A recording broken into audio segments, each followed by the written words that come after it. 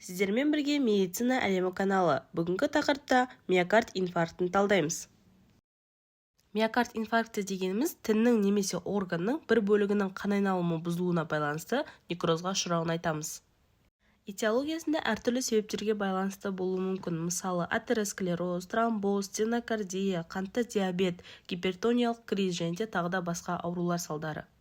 Патогенезінде атеросклерозды алып қарайтын болсақ, атеросклероз тұрып үзіледі де диаметрі жағынан кіші, бірақ қысымды көп талап ететін коронарлық артериялар уақыт өте тығылып бастайды.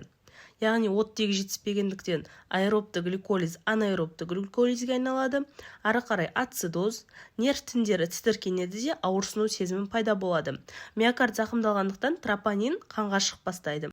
Тромбталған тәждік артериядағы кардиометстер өмірге қабілеттілігін запастағы оттегі 10 секундқа дейін жеткізе алады, ал қалған 15-20 минутта ишемия дами бастайды. Ишемия кезінде кардиометстер функциясын қайта қалыпқа келтіре алады, яғни бұл қайтымды деп айтылады. ЭКГ-да біз ST сегментінің төмендеуін көреміз, бұл жерде спазм және окклюзия болады. Ишемиядан кейін миокардта зақымдалу болады, яғни ол кезде ЭКГ-да біз ST сегментінің жоғарылауын көреміз, қан тамырларда спазм, атеросклероз, тромб пайда болады. Егер бұл процесс 3-6 сағатқа дейін созылса, қайтымсыз процесс болады, яғни эндокардтан эпикардқа дейін таралады да, соңында трансмуральный некрозбен аяқталады, яғни QS тішесі пайда болады. Классификациясы типі бойынша 1, 2, 3, 4А, 4Б, 5 типтері болады. Патогенезі бойынша ST сегментінің көтерілуімен және де ST сегментінің көтерілуінсіз. Зақымдануы бойынша Q тішесімен және де Q тішесінсіз. Q тішесі болса ол үлкен ошақты, және де Q тішесі жоқ болатын болса ол кіші ошақты болады. Стадиясы бойынша жеделдеу, постинфарктті, ауырлығы бойынша 1-ден 4-ке дейін, анатомиялық зақымдалу бойынша трансмуральды, интрамуральды, субэндокардиалды және субэпикардиалды болып бөлінеді. Клиникасы бойынша типті ангинозды, демікпелік, абдоминалды, аритмиялық және цереброваскулярлы түрлері бар. 90-95% жағдайда типті ангинозды түрі кездеседі. Бұл кезде кеудеде басып, жаншып, қысып ауырсыну сезімімен жүреді. Ауру тез басталады, мойын, бұғана, иыққа, сол жақ жауырынға таралады. Ауру синдромы көбінесе қозумен, қорқыныш сезімімен жүреді. 20-30 минуттан сағатқа дейін созылады. Демікпелік түрінде үдемелі ентігумен көрінеді. Созылмалы жүрек жеткіліксіздігі барларда, егде жастағы адамдарда, қант диабеті барларда пайда болады бұл түрі. Аускультация жасау арқылы анықтаймыз, яғни демікпенің өзі болатын болса, сырылдарды естиміз, ал жай ғана демікпелік түрі болса, жай қатты дем алады.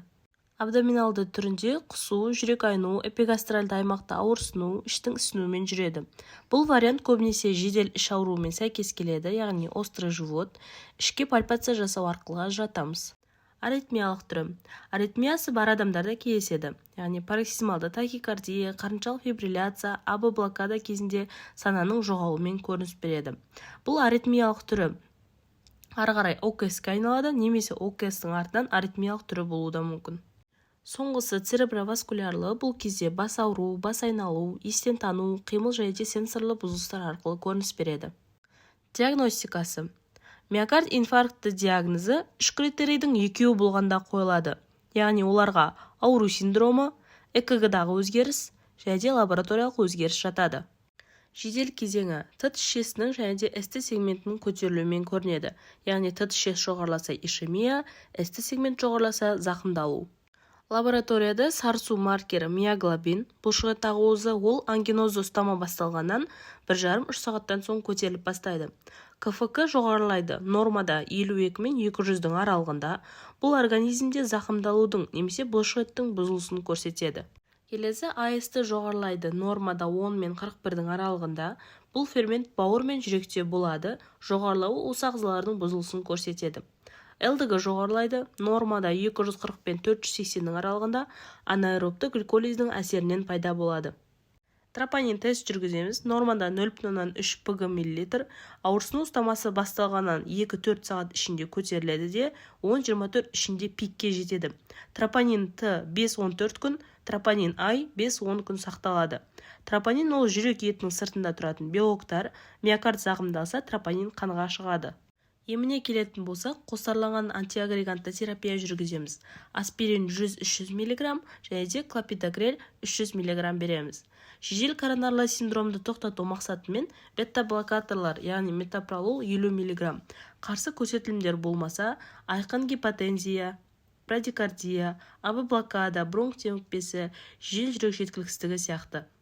Ауырсыну сезімін басу үшін морфин гидрохлорид 1% 1 мл 10-20 мл физрасторға араластырып, ауру сезімі басылғанша немесе жанама әсері пайда болғанша саламыз. Антикоагулянтты терапия. Гепариннің 5000-10 000 халық бірлігін 5-10 мл физрасторға араластырып енгіземіз. Келесі оксигенотерапия. Сатурациясы 90%-дан төмен болғанда береміз. Сіздермен бірге медицина әлемі каналы. Пайдалы ақпарат болған болса, лайк басып, тіркеліп кетуді ұмытпаңыздар.